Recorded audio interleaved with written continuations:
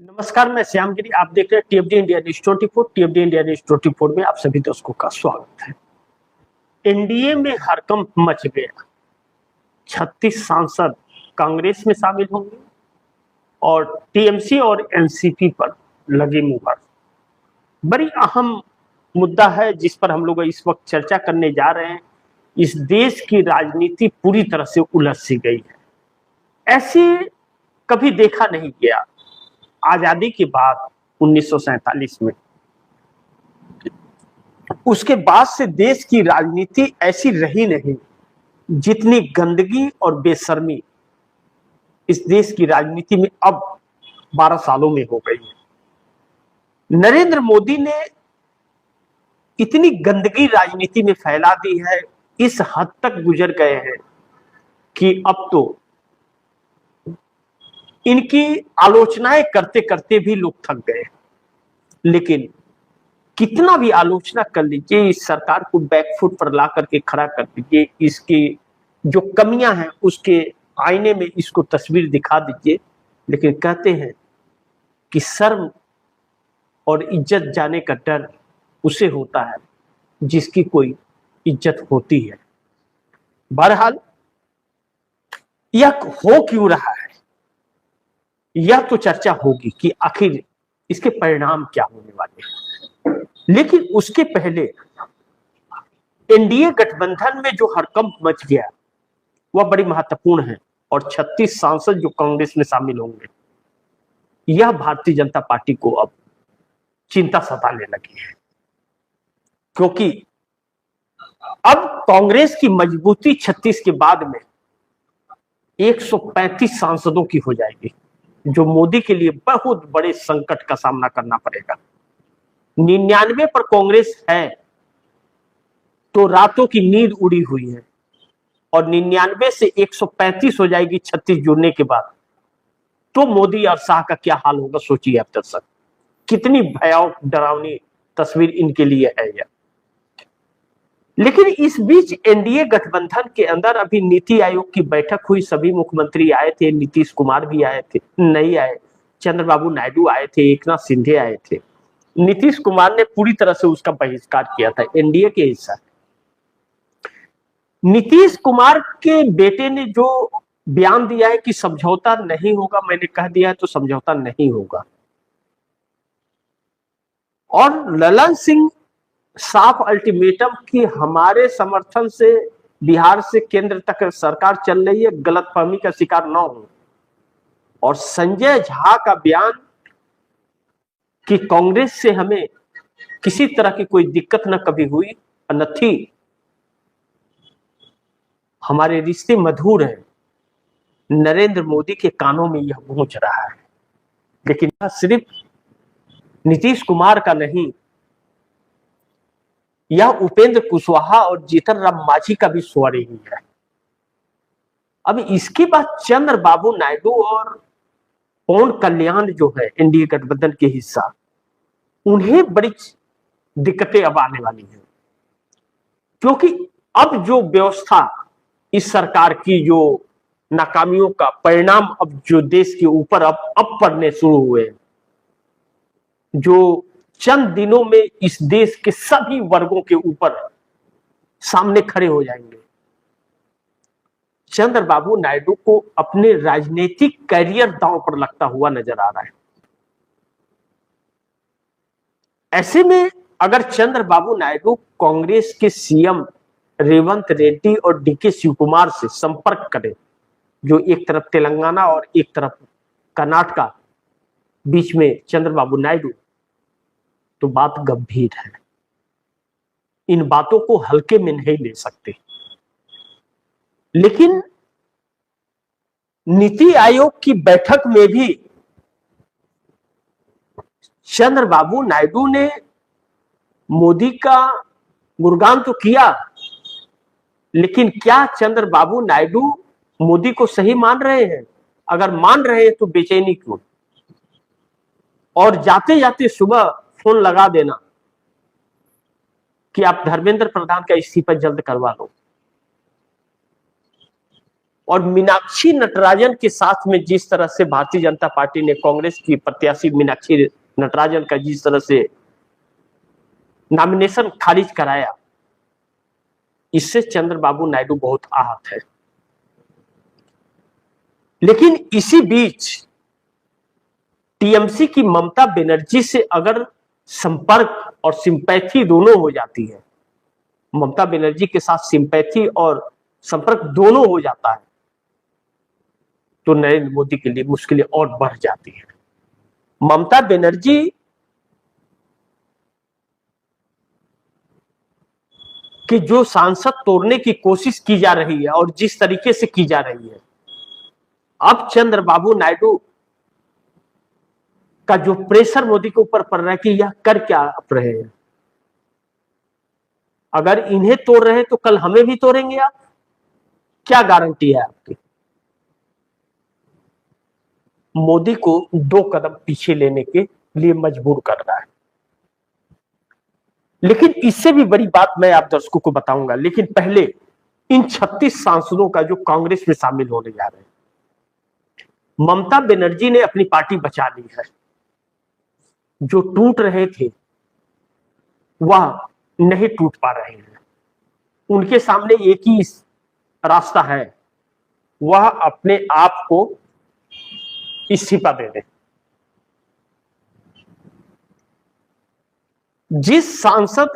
एक सांसद का चुनाव लड़ना छोटी बात नहीं है। 5 साल का कार्यकाल और 2 साल बीता है, 3 साल का कार्यकाल बाकी है। क्या वह 3 साल अपना गंवा देगा, छोड़ देगा? और नहीं छोड़ना है तो टीएमसी में ही उन्हें रहना पड़ेगा। ममता बनर्जी ने टीएमसी का जो संविधान बनाया है, वह संविधान इस बात की इजाजत नहीं देता कि वह कोई पार्टी छीन ले। पार्टी अध्यक्ष और महासचिव का बहुत बड़ा उसमें रोल है, जो ममता और अभिषेक बनर्जी है। भाजपा मात खा गई, जानकारी पूरी नहीं ले पाई, क्योंकि जिन सांसदों को तोड़ रही थी उन सांसदों को भी संविधान का नहीं पता था। अब 60 विधायक और जो सांसद गए हुए थे 13, भाजपा जो 20 की ढोल पीट रही थी, वह 13 सांसद फंस गए। उनके सामने सिंगल वन वे रास्ता है टीएमसी में वापस आना। और अब टीएमसी और एनसीपी, टीएमसी के 28 और एनसीपी के 8, 28 और 8 या 36 होते हैं। इन दोनों का विलय कांग्रेस में। एनसीपी शरद पवार की बेटी सुप्रिया सुले ने प्रेस कॉन्फ्रेंस किया है। प्रेस कॉन्फ्रेंस करके उन्होंने कहा कि संजय राउत ने जो कहा वो हमारे बड़े भाई हैं, उनकी बातों पर मैं विचार करूंगी।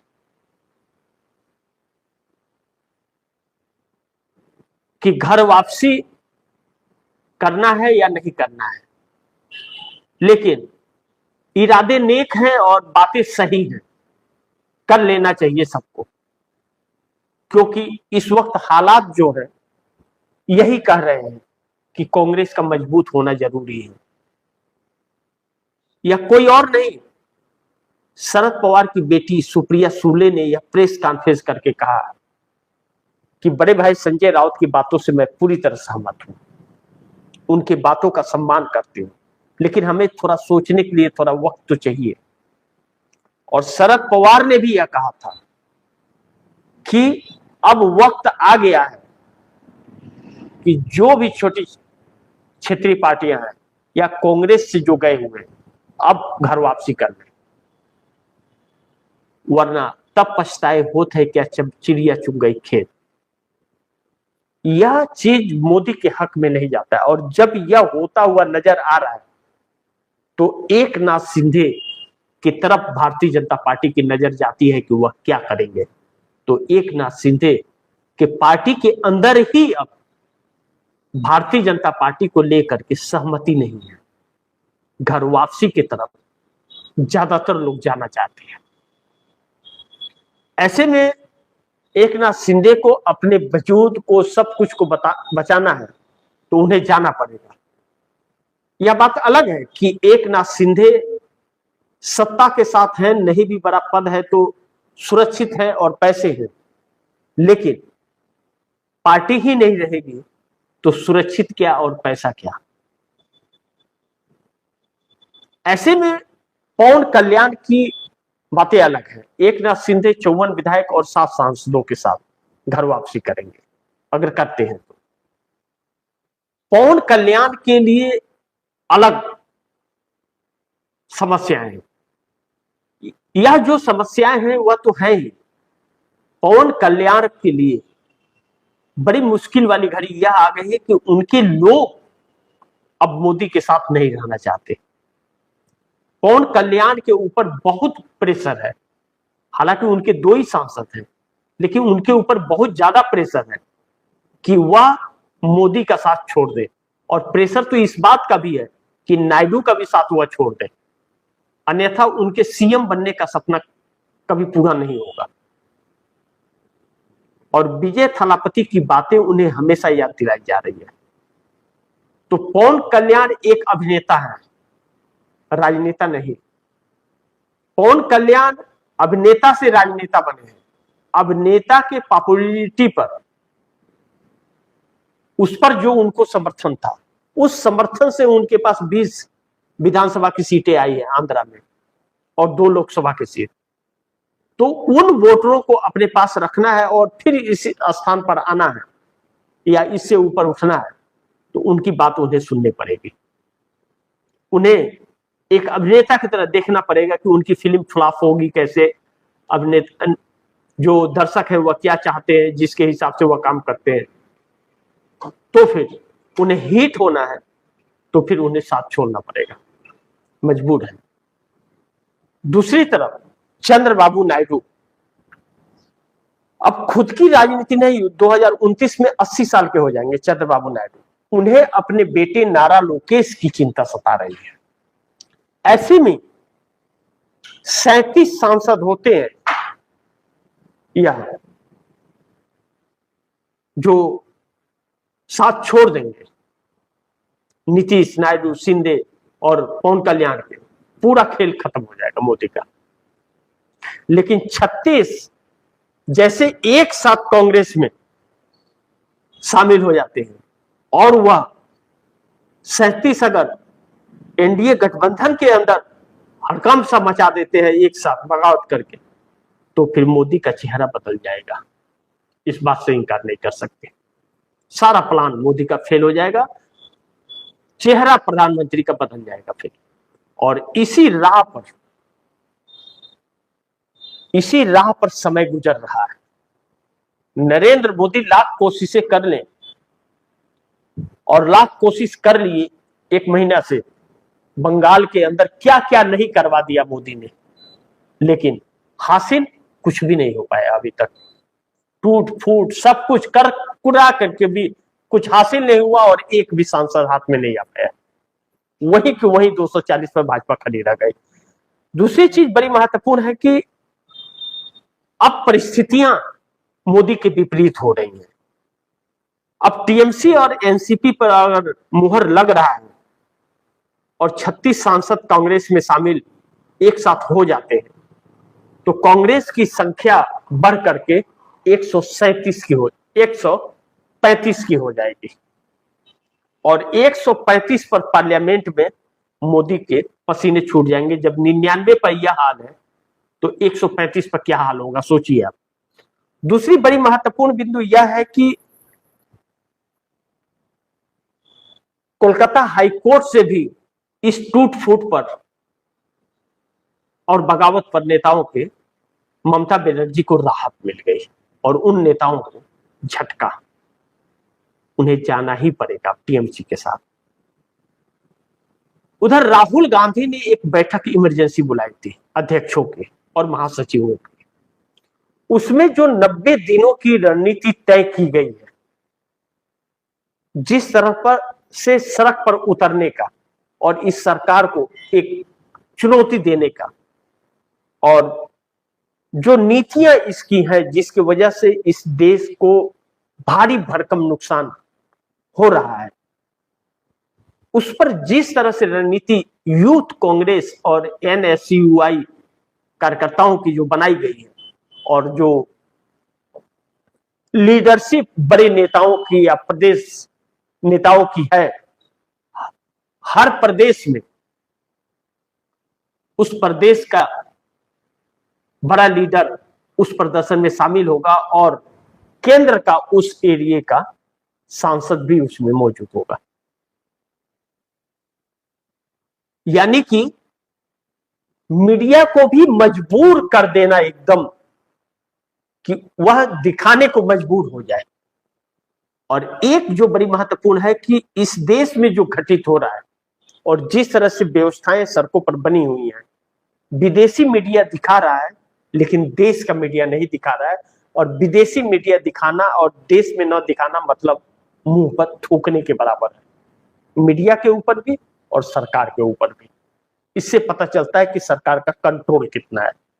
अब आते हैं नंबर 2 पॉइंट्स पर जो बड़ी महत्वपूर्ण है। इस वक्त देश में पेट्रोल और डीजल की जो मार है, सरकार ने तय किया है, नोटिफिकेशन जारी किया है कि 200 लीटर डीजल एक व्यक्ति को मिलेगा एक दिन में। वह 200 लीटर उनके लिए है जो जिनकी कई गाड़ियां हैं, चाहे और कई संसाधन जिससे वह ट्रांसपोर्टिंग के कारोबार में भी लेते हैं, वैसों के लिए है, एक आम नागरिक के लिए नहीं। और दूसरा इसमें पेट्रोल को लेकर के जो एथनॉल मिलाया जा रहा है,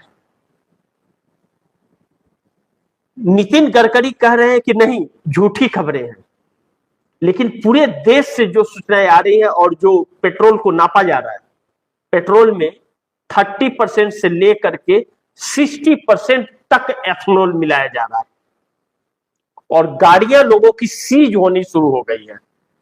और वह पेट्रोल डलाने के बाद गाड़ी का एवरेज 6 किलोमीटर प्रति लीटर हो जा रहा है, जो 18 का माइलेज देती थी वह 6 पर आ जा रही है। और इंजन सीज हो जा रहा है और कहीं भी फिल्टर जाम होकर गाड़ी खड़ी हो जा रही है। और 24 तक जो गाड़ियां आई थी वह गाड़ियां प्योर पेट्रोल पर चलती थी, वह एथनॉल पर नहीं। और 24 के बाद जो E20 आए, तो E20 के हिसाब से 24 के बाद यानी कि 25 से आनी शुरू हुई गाड़ियां। तो जो करोड़ों गाड़ियां उसके पहले हैं, तब तो वह गाड़ियां चल नहीं पाएगी क्योंकि वह एथनॉल पर से चलेगी नहीं गाड़ी।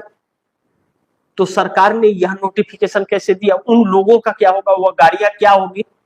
उसको तो कोई खरीदेगा भी नहीं, फ्री में भी नहीं खरीदेगा। और दूसरी बड़ी महत्वपूर्ण है कि E20 जो गाड़ी है अब आ रही है, तो एथनॉल की मात्रा 20% होगी, लेकिन उसमें जब बॉटल के अंदर पेट्रोल लिया जा रहा है और उसमें देखा जा रहा है तो नीचे पानी और ऊपर पेट्रोल हो जा रहा है, उसमें 60 to 50% एथनॉल है और पानी है पेट्रोल के अंदर, और 35 to 40% पेट्रोल है। तो यह काम क्यों कर रहे? यानी कि नई गाड़ी भी बर्बाद हो जा रही है। ऐसे में गाड़ियां कौन खरीदेगा? बड़ी ध्यान से समझिए इसे आप दर्शक, ना समझ आए तो लाइव समाप्त होने के बाद एक बार जरूर इस कार्यक्रम को दोबारा देखिएगा। अब जब यह सिचुएशन है और यह जानकारी लोगों को हो गई, यह सरकार बताती कुछ नहीं है, बस करती ही जाती है और बाद में अपना पल्ला झाड़ते रहती है। जब आम लोगों तक या ऊपर अपने पड़ने लगता है तो फिर पल्ला झाड़ लेती है, इधर उधर कर लिपापोती कर देती है, उस मुद्दे को डाइवर्ट करने की कोशिश कर देती है। ऐसे में गाड़ियां कौन खरीदेगा? और दूसरी एक इसी से जुड़ी जो फाइनेंस सेक्टर में गाड़ियां लोग लेते हैं तो फाइनेंस कराते हैं। अब इस देश में 70% लोगों को लोन नहीं मिलेगा किसी भी तरह का। जिनके सिविल स्कोर 750 से कम होंगे उन्हें नहीं मिलेंगे, और 750 में रेट ऑफ इंटरेस्ट ज्यादा लगेगा। यानी कि आपको 800 सिविल स्कोर पैन कार्ड का होना चाहिए, और फिर उसके हिसाब से आपका ट्रांजैक्शन और इनकम आधिकारिक तौर पर जो आईटीआर फाइल आप करते हैं उसका खाते के स्टेटमेंट से मिलान पूरा होना चाहिए, तब आपको फाइनेंस मिलेगा। और जो फाइनेंस मिलेगा उसका पूरा गारंटी उससे ज्यादा का, डबल का आपको वहां देना पड़ेगा। तो अब 70% लोगों को लोन से वंचित होना पड़ेगा। ऐसे में जब गाड़ियों के हालात यह है और फाइनेंस में भी समस्याएं हैं, तो फिर गाड़ियां खरीदेगा कौन? और जब गाड़ियां 100 में 10 बिकनी शुरू होगी तो जो कंपनी मैन्युफैक्चर कर रही है वह कंपनियां अपना प्रोडक्शन कैसे करेंगी? ऐसे में वह कंपनियां भारत में बंद करके वह दूसरे देशों में जाकर के अपना प्रोडक्शन शुरू करेंगे, तो जो लगे हुए रोजगार है वह भी जाएंगे। इस देश को पूरी तरह से गरीब बनाकर रखने का इनका एक पूरा सोची समझी रणनीति है, जो अभी नहीं, इन्हें आने वाले वक्त में आरएसएस को फायदा होगा इसका, कि जितना गरीब रहेंगे उतना ही इनकी दुकान चलेगी। अब इनकी नीतियों की वजह से आने वाले कुछ ही दिन के बाद या महीने 1.5 महीने के बाद इस देश के 100 करोड़ लोग गरीबी रेखा के नीचे चले जाएंगे। और यही स्थितियां बनी रही तो न मजदूरी मिलेगी, न तो कोई रोजगार मिलेगा, फिर गरीबी कि आप कर्ज लोगे साहूकारों से 10 रुपया, 15 रुपया, 20 रुपया ब्याज पर, और आपकी आमदनी होगी नहीं, चुका पाओगे नहीं, आप उसकी गुलामी में वहां पड़े रहोगे। सिर्फ पेट भरने के लिए मिलेगा, बाकी कुछ नहीं कर पाओगे। इस स्थिति में लाने के लिए यह एक सोची समझी रणनीति के तहत किया जा रहा है, और अमेरिका के हाथों पूरी तरह से, एक तरह से देखा जाए तो देश को बेच दिया गया। सुब्रमण्यम स्वामी ने भी, भारतीय जनता पार्टी के नेता ने भी इस पर मुहर लगाई है। बाकी आप दर्शक क्या सोच रहे हो, आप दर्शकों की क्या राय है, क्या सुझाव है, कमेंट बॉक्स में जरूर दीजिएगा। इस खबर को ज्यादा से ज्यादा शेयर कीजिए, अपने दोस्तों को भी कहिएगा आगे शेयर करें, और आपने टीएफडी इंडिया न्यूज 24 को सब्सक्राइब नहीं किया, सब्सक्राइब कर लीजिए, अपने दोस्तों को भी कहिएगा सब्सक्राइब करें।